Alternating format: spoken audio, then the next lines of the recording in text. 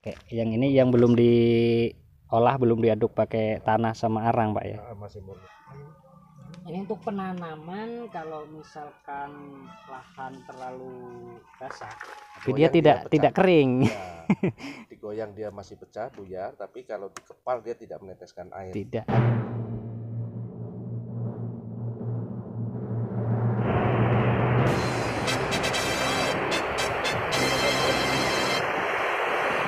Jamurnya. Limbah backlog. Ini contoh limbahnya ya, yang kita pakai. Yang ini yang belum diolah, belum diaduk pakai tanah sama arang, Pak ya. Masih murni. Masih murni. Oke. Ini dulunya nih bahannya apa ini, Pak?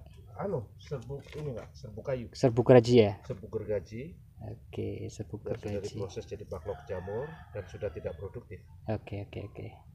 Ini udah kita buang di lahan ini udah hampir 5 tahunan, Pak ya? Hampir 5 tahun. Hampir 5 tahun ini masih bentuk seperti ini. Nah, kemarin kita gali lagi, kita olah lagi, dicampur sama arang sekam, sama sekam mentah juga, sama pupuk kohe kambing. Itu semua media udah difermentasi masing-masing, Pak ya. Udah dipastikan matang semua, baru kita aduk. Ini bentuknya hampir mirip dedek ayam, Pak ya. Ya. Hampir mirip. Cuma nggak ada baunya sih. Nah, jadi ini masih proses fermentasi ya untuk sabut kelapanya ini. Ini belum bisa kita pakai. Nah, nanti kalau udah dipastikan memang matang, udah nggak bisa ditumbuhi jamur lagi. Di musim kemarau nanti ini sabut ini kita pakai untuk mulsa, kita tutup ke bagian media atas ini ya untuk mulsanya. Ini untuk persiapan bibitnya ini yang mau ditanam. Ada baru 500-an batang, ini masih kurang juga. Nah, ini sebelum kita tanam itu bibit harus kita pilih bibit yang sehat ya, steknya sehat, dan dipastikan batang itu enggak memar waktu kita ngambil atau perjalanan. Biasanya dari lokasi itu kita bawa pulang kan pakai motor, kita ikat nih, ini biasanya si batang ini biasanya memar. Nah, kalau si batang itu memar terus nggak kita potong, nanti akhirnya seperti ini. Nah, ini batang yang memar ini 2 hari aja udah busuk seperti ini ya. Ini busuk bengkak, ini busuk basah. Untuk menumbuhkan akar nih, menumbuhkan akar vanili, misalkan kita tumpuk di rumah setelah kita pangkas nih 3 hari aja, 3 atau 4 hari, itu akar udah tumbuh seperti ini. Nah, ini udah ada yang tumbuh sampai 3 cm nih. Ini 4 hari kita tumpuk di sini dari pemangkasan kemarin. Ini tumbuh akar-akar putihnya udah ada yang 3 cm lebih. Ini yang baru muncul tunas. Akar. Ini bentuk stek yang belum kita buang untuk pangkalnya ya, pangkal daun ini kalau mau kita tanam. Daun di bagian pangkal ini sekitar 1, 2, 3, 4 ini harus kita buang, karena untuk penanaman itu daun kalau bisa itu daun nggak ada yang menyentuh ke bagian tanah. Jadi ketika kita tanam, misalkan di ruas ketiga ini nggak kita potong si daun, nah dia menyentuh ke tanah. Kalau misalkan si daun ini luka atau bekas patah kayak gini nih, ini biasanya timbulnya pembusukan kalau dia menyentuh ke tanah. Untuk cara pemotongan itu juga kita nggak bisa asal potong menggunakan gunting ya. Nah, yang lebih bagus kita potong itu pakai pisau. Jadi dia nggak ada memar. Ketika dia nanti ketimbun tanah, dia nggak timbul pembusukan. Kalau dia memar pasti dia busuk dan ditumbuhi jamur, nantinya dia batang ini juga ikut mati juga. Oke, ini lahannya udah di tembok keliling ya ini.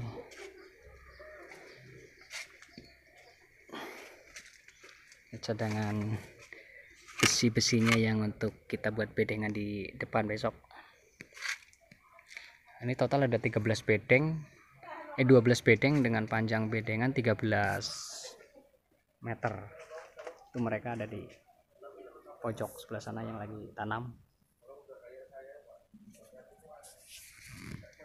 Ini sama untuk media, seluruhnya memakai fermentasi bekas jamur tiram itu ya. Jadi ini antar tali satu ke tali satu ini jaraknya 30 cm. Nah ini setiap satu tali ini kita tanam satu sulur, tapi posisi di kanan dan sebelah kiri tiang. Jadi dalam satu baris ini ada 2 lapis tanamannya di kanan dan kiri.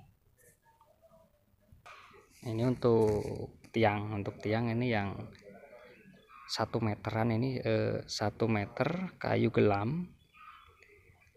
Di tiang berikutnya kayu gelam dilapis pakai besi, selanjutnya kayu gelam lagi, selanjutnya kayu gelam dilapis pakai besi lagi. Jadi diselang-seling ini ya. Untuk atapnya nih, atap kita menggunakan paranet yang 65% ya, ini cuma 1 lapis. Nah kerangkanya ini kita menggunakan kayu gelam, dan kayu gelam ini juga udah dipakai udah puluhan tahun, ternyata memang belum rapuh juga ya, masih kuat. Gandasil B. Gandasil B. D kok bukan B. D ya. D. Iya, dia ada D ya.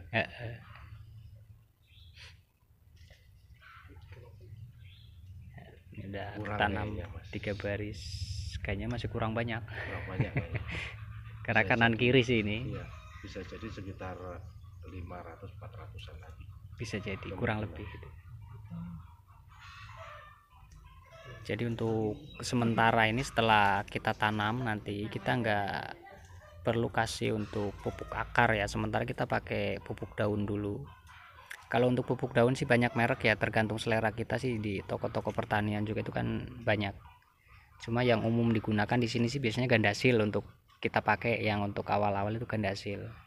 Karena memang di sini yang banyak Gandasil sih. Kalau di lain daerah biasanya juga lain merek lagi.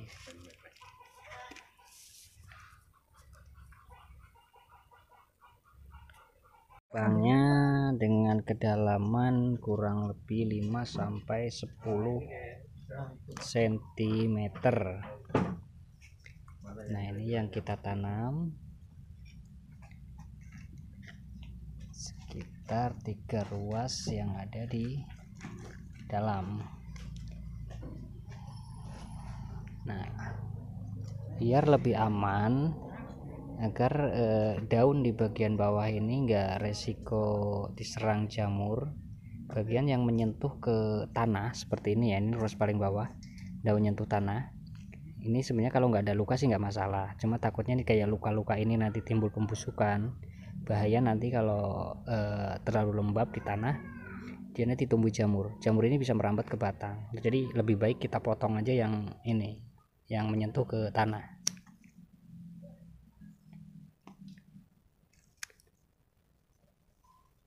Oke, udah bisa kita timbun ya. Ini udah paham ya, 1 2 3 ruas ini yang di dalam. Nah ini satu ruas keempat ini di permukaan. Oke, udah bisa dipahami. Langsung saya timbun. Ini untuk penanaman vanili ini nggak perlu kita padatkan, timbun gini aja udah, nggak usah ditekan biar padat, itu nggak usah, biar gini aja. Jadi dia masih ada rongga-rongga untuk udara masuk ke dalam tanah, masih ada rongga. Nah ini sulurnya 1 meter panjang, kita pakai sulur pucuk di bagian pinggir. Nah ini tiang ini kita balut pakai tali seperti ini nih, bukan pakai kokopit terus dilapisi apa namanya itu strimin. Nah itu bukan, ini cuma dilapisi dililit pakai tali semacam ini. Nah ini kita coba penyiraman sekalian uji coba media Pak ya. Kita siram dengan kapasitas banyak, dia tetap nggak menggenang. Nah, coba Pak dikocor ke satu titik aja Pak. Nah perhatikan ini agak lama ini, dia nggak menggenang, dia langsung meresap langsung ke dalam, dia nggak ada genangan di bagian atas.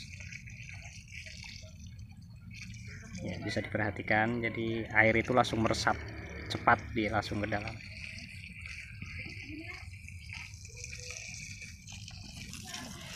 Dan ini ya bisa kita lihat, langsung kita gali yang bekas kita siram tadi nih. Dia tidak becek di bagian dalam. Ini resapannya bagus nih, langsung ke dalam. Beda dengan tanah-tanah murni yang kita siram itu pasti kan dia menggenang. Ketika kita gali di kedalaman sekitar 5 cm itu udah bisa dikatakan dia basahnya hampir seperti lumpur. Kalau ini enggak. Jadi kalau misalkan nanti ketemu musim hujan yang agak ekstrim ya, misalkan 1 minggu berturut-turut hujan, media ini akan tetap aman karena nggak ada genangan air yang ada di bagian media tengah bedengan ini.